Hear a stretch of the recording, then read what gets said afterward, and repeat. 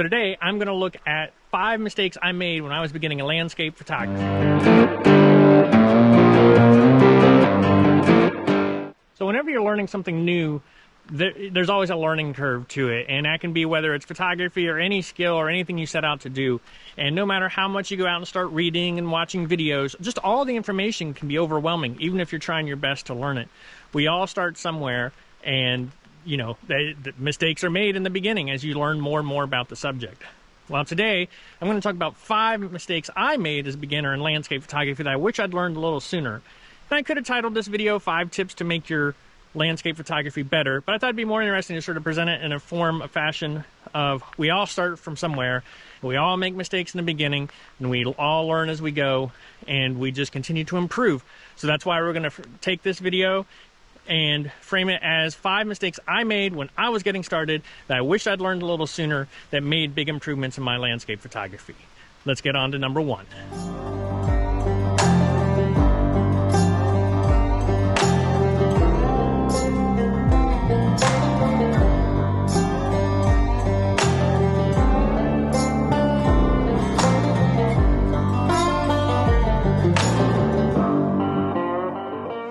So my first beginner mistake was not investing in a quality tripod right off the bat.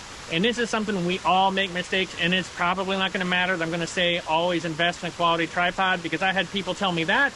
I ignored them, and I first went out with an old hand-me-down tripod of my father's, took it out, it was rickety, it was heavy, it actually literally fell apart on a hike once, pieces fell out of it, I had to put it all back together, required frequent tightening, the whole bit. And then so I upgraded to a slightly more expensive tripod, but still not a super nice tripod. And that one had a wiggly center column. It had where the camera attached, that knob would get stuck. Literally carried a pair of pliers with me everywhere I went so I could get that knob undone. So that was my first 2 tripods, when I should have just invested in 1 quality tripod right off the bat. So I finally did that, picked up this tripod. It's an FLM tripod. I've done videos on FLM tripods. They're a great option.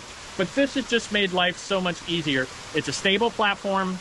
It stays tight, it's a pleasure to use, it's not too heavy, it's very rugged. I've carried it for the past year through all sorts of different conditions and things, from rain, snow, hot weather, cold weather, and it's performed flawlessly. It gives my camera a nice, stable platform to work from, and really, I should have listened to the advice I got when I was starting and invested in a quality tripod right off the bat. The tripods help make long exposures easier, gives you the stable platform to shoot from, and that was one of my beginner mistakes, number 1. Not listening to people saying to get a quality tripod, making me repurchase the tripod.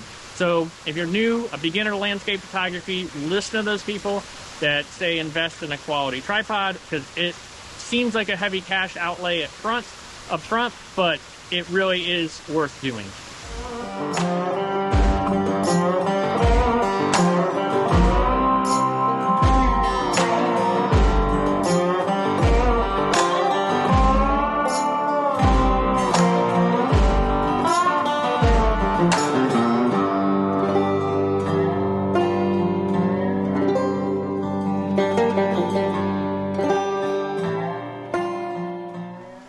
So the next mistake I made as a beginner was not taking my time with the shot. So many times I would show up to location, get the tripod out, and start taking my photo. And a lot of times it's because I went to a popular spot, so I'd see what everyone else had taken, so I'd set up and I'd take that shot.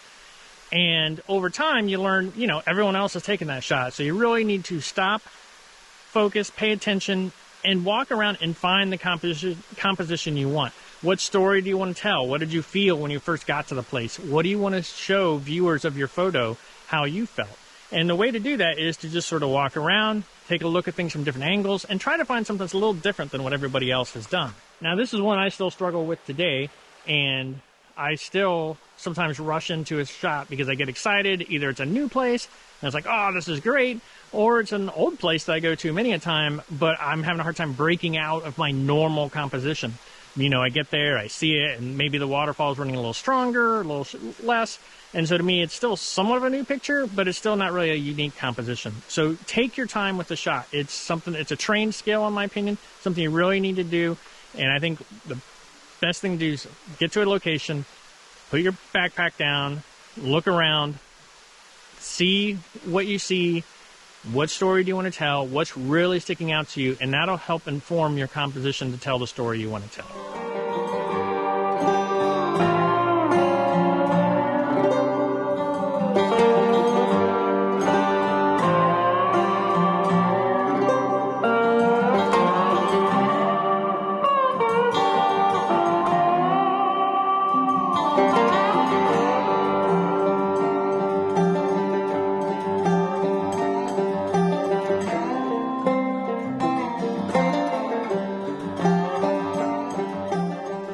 So I've been to this location before, and what I did is I walked around and looked around and tried to choose my composition.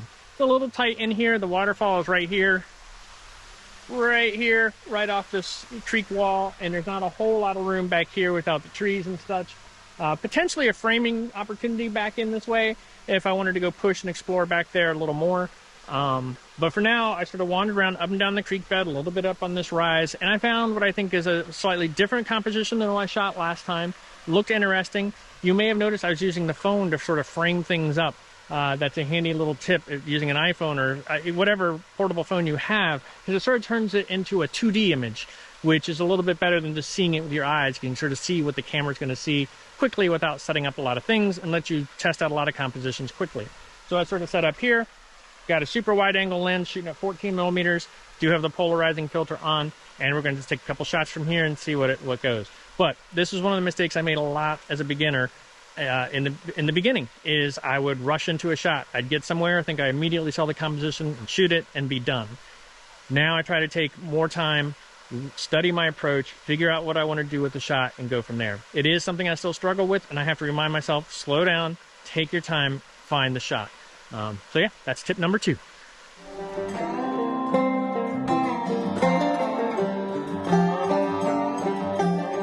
Another mistake I used to make, and I'm going to use exposure bracketing as the example, but when you learn a new skill as a beginner, you're all excited to get out there and start using it. And sometimes you'll start applying it to every shot you take, when really the skill you learned is applicable to certain shots, certain needs.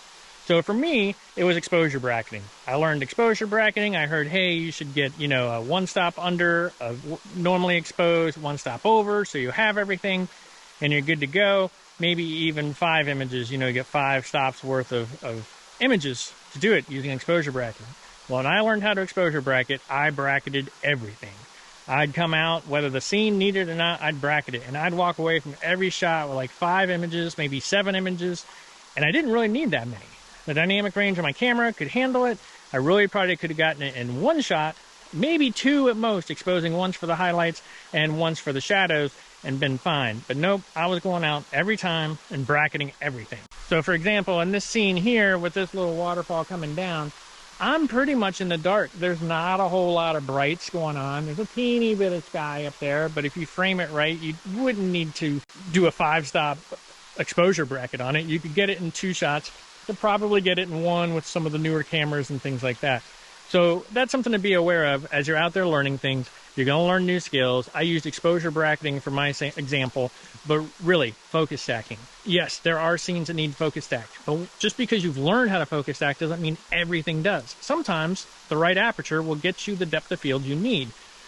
So those things just all end up making things harder on yourself, makes your post-processing harder, and the whole bit. So yes, valuable to learn those skills. You do want to learn how to exposure bracket. You do want to learn how to focus stack so that you have those tools at your disposal for the times you need them. So that was one of my beginning mistakes. I'd learn a new skill and I'd apply it to everything when it wasn't always necessarily the right thing to do.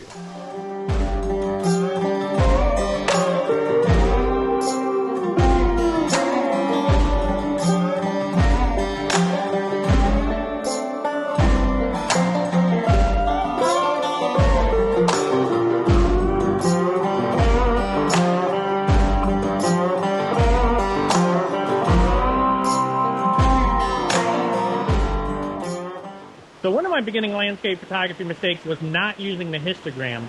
I've done several videos on the histogram now as a very valuable tool to learn as a landscape photographer. Well, when I was a beginner, I did not use the histogram, and I struggled with exposure, whether it be using the light meter and not being happy with my results when I got home, or whether it be looking at the back of the LCD display and being like, it looked good on the back of the camera, but get home and it was underexposed. all sorts of various exposure problems. Even exposure bracketing, which I just talked about in the last mistake of overusing that. One of the reasons I feel like I overused it was because I wasn't confident in my exposure, so I would bracket to make sure I had the right exposure. If you use the histogram, it's a great tool to help make sure you see what your camera is seeing accurately and determine what you need to do for the proper exposure. You can easily tell if your highlights are overexposed. You can tell if your shadows are blocked up. So it's a really great tool to use and enable on the back of your camera. So that was one of my early beginner mistakes, is not using the histogram. Now, I'm not going to go over the histogram now, but I will link to a video about the histogram that I've done, and it tells you how to enable it, how to use it properly, and it'll help you get better exposures for your landscape photography. The summary of it is, though, the histogram will show you if it's all the way to the right, it's going to be showing that you're losing your highlights, you're losing your detail. If it's all the way to the left, it's going to show you're underexposed and you're losing your detail and your shadows. Like I said, I dive more into it in my histogram video, and I talk all about it in depth. For this video, the important thing to note, as a beginner, I feel like it was a mistake not to use the histogram, and it is something that if you start using will improve your landscape photography.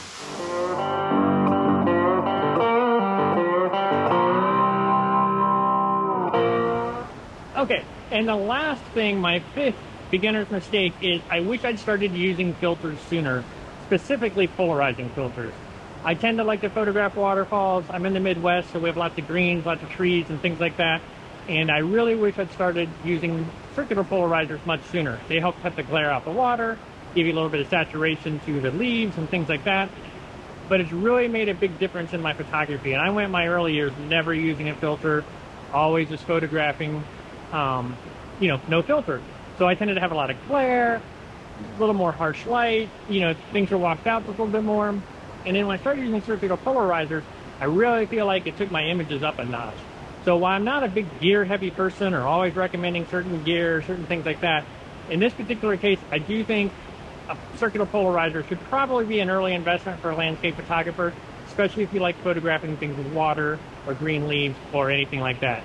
So circular polarizer would be high on my list. So here we are, taking a picture of this waterfall, which I've been at many times, but the circular polarizer that I've got on front here, front of the camera, it's a circular polarizer. I can rotate it to cut the glare off the water.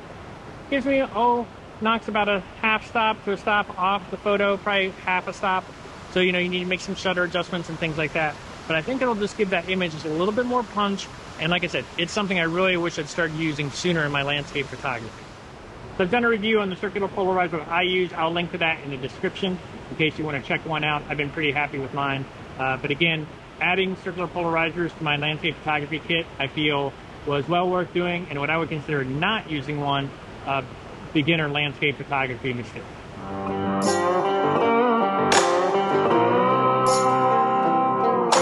So those are the 5 beginner mistakes that I made when I started landscape photography. Some of them are easier to correct than others, but hopefully by seeing what mistakes I made as a beginning landscape photographer, I'll help you avoid those mistakes or figure out areas to work on sooner. So if you found that information helpful, be sure to hit that like button. And if you want to see future landscape photography content from me, including behind the scenes, mini gear reviews, tips and tricks, be sure to hit that subscribe button. And thank you for watching.